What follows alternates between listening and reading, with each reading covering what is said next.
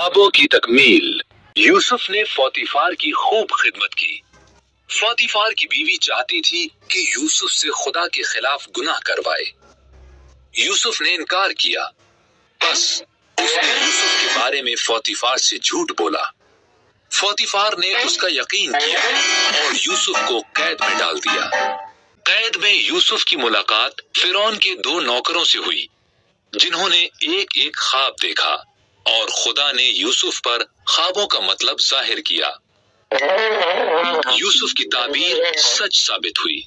साकी आजाद हुआ और नानपस को फांसी हो गई। 2 साल बाद फिरौन ने 2 खौफनाक ख्वाब देखे। साकी को यूसुफ याद आया कि यूसुफ ने उसके लिए क्या किया था और उसने फिरौन को बताया। बस फिरौन ने यूसुफ को बुलाया और उसे अपने ख्वाब बताए। खुदा ने यूसुफ पर फिरौन के ख्वाबों का मतलब जाहिर किया। यूसुफ ने कहा, 7 साल बहुत ज्यादा फसल होगी, बस अनाज को जमा किया जाए क्योंकि अगले 7 साल में काल पड़ेगा। फिरौन यूसुफ की अक्लमंदी से मुतासिर हुआ। बस उसने यूसुफ को अनाज जमा करने का हाकिम बना दिया।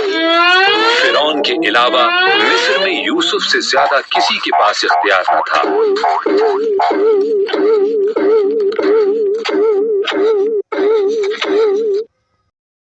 यूसुफ के भाई मिस्र में अनाज लेने के लिए आए। उन्होंने यूसुफ को सजदा किया, लेकिन वो उसे पहचान न सके। जब उसने देखा कि उनका रवैया तब्दील हो चुका है, तो उसने बताया कि वो कौन है।